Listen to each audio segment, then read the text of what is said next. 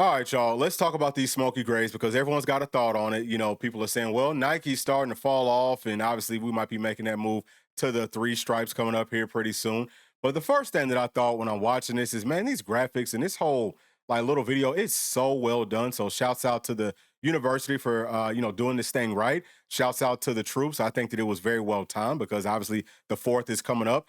And I don't know if all this stuff with the hanger, I don't know if all that stuff is real, but they put a whole lot of work into this. But once I saw the actual jersey, I wasn't even looking at the jersey. I'm looking at the player. I'm trying to figure out who is this guy, right? And so come to find out that this is Edris Farouk, who plays safety at Tennessee. He's going to have a really big year. I'm seeing, okay, shoot, looks like he's filled out. You know what I'm saying? Looks like he's probably ready to go out there and take care of business. I don't too much care how the jerseys look. I think that these look good though, personally. I mean, there's a lot of detail and things like that. Some people don't like that the pants are a different gray than the jersey is, but it looks like the pants match the helmet. And I think that it looks good. It's different, right? Like there's some type of a shout out to our troops and things like that on the jersey. I don't know all the details with that part of it, but either way, man, like I really could not care less. The jersey that Tennessee plays in is more about will we be able to win a national championship. That's the only thing that I care about. But keeping up with the theme of these safeties, I wanted to look at Tennessee's entire secondary, show y'all what I think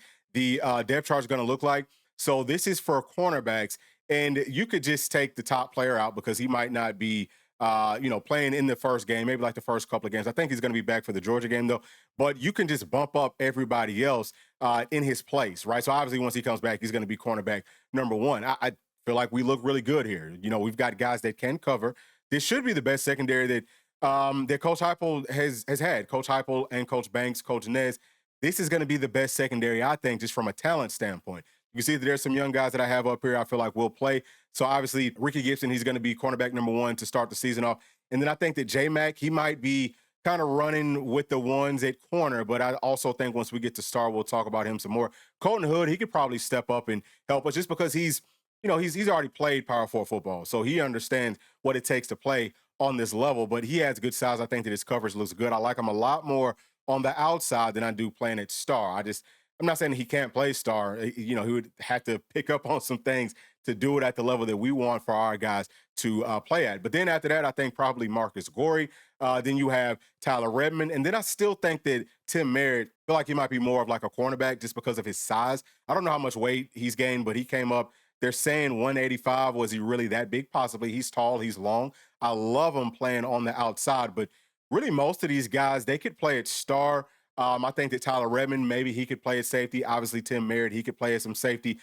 J-Mac, he could maybe also play at some safety. I don't know about Colton Hood, though. Maybe he could play some safety too, but there's just a lot of versatility. So this is how I think things look. Not to take a shot at anyone that's not up here, but as we move on over, y'all will see with this star depth chart, I've got some of the players that we didn't see playing it really like on that top seven with our cornerbacks. I didn't have them there because I feel like they'll be higher up for our star room. So Dylan Lewis and then Trey, those two guys, I really like them playing at star. I think that their skill set is perfect there. There is a different skill set. There's some things that are going to be the same for the outside corners and with those slot corners, but it's probably harder. Now, I'm not even going to say probably. It's definitely harder to play at the star than it is to play on the outside. But all these guys here, I think that they can most definitely do it. Now, because Boo is going to be playing offense too, whoever his backup is going to have to be good. So we talked about J-Mac. He could maybe be the starter, versus Syracuse, for like the first couple of weeks. He might be the starter on the outside while Boo is starting at star.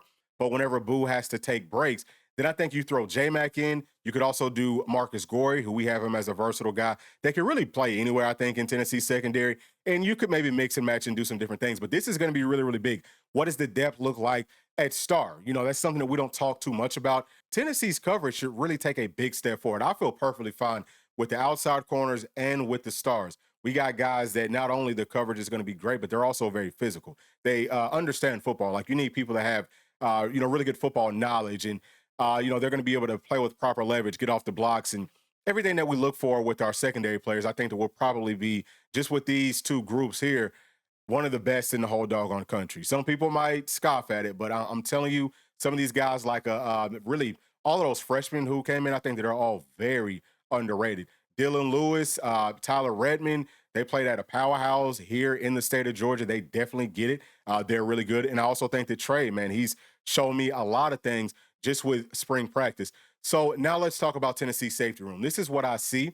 All right, I think it's going to end up being Andre Turrentine, Caleb Beasley, and then Edris. I think that he'll be splitting some time with both of those guys. So that top three, they should all be able to definitely get plenty of playing time over the course of the year. I actually moved William Wright from corner, which is what I think he plays now. He might be playing some start too.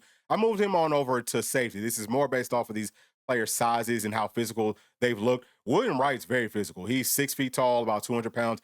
Obviously, you can see he's a veteran. I think he's a walk-on guy, but doesn't really matter. He looked good in Tennessee's orange and white game. I trust him playing at safety. I think he would be, a great choice, a very wise choice to move him over because we need some more depth here. So that was my biggest thing.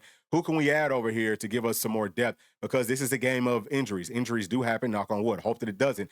But this room is very shorthanded if we don't move some people over. So next, I would say that Sidney Walton, who is actually who I thought was in that Smokey Grey video, which just goes to show that our guys, very, very similar frames, playing at safety. He's 6'1", 196. That's what they had him listed as in spring practice. He's probably bigger than that. I would say that most of these guys are probably over 200 pounds now. I would not be shocked if once the final roster comes out, we see that all the safeties that I have here probably over, you know what I'm saying? I would say 205 or something like that for most of them. Some of them might be over like 210. Sidney Walton, he's a guy that's so long, I can see him being up at about 210. But then I also have Trey Poteet. I said, listen, he's a guy that you love playing at star. I think that he could also play corner. But man, he's the son of a coach. He really gets football. I think that he's a physical guy. He was already pretty stocky, pretty solid with spring practice. Listed at 6 feet tall, 190 pounds. If he's up over 200, I can most definitely see him helping us out at safety. So you kind of make a switch there because Tim Merritt, you take him away from safety, which he could still play there. I'm not saying that he's totally, pigeonholed out of playing at safety, but you take him out of safety, then you move Trey over. It might make more sense, just possibly. And again, that's more so based off of their frame, but I think that their skill sets would be similar where they're very versatile. But with the safety room looking like this, I feel a lot more confident just because, yes, there's some young players here still. You might have to go out and add another veteran. I think that Marcus Gorey, he's another really good option.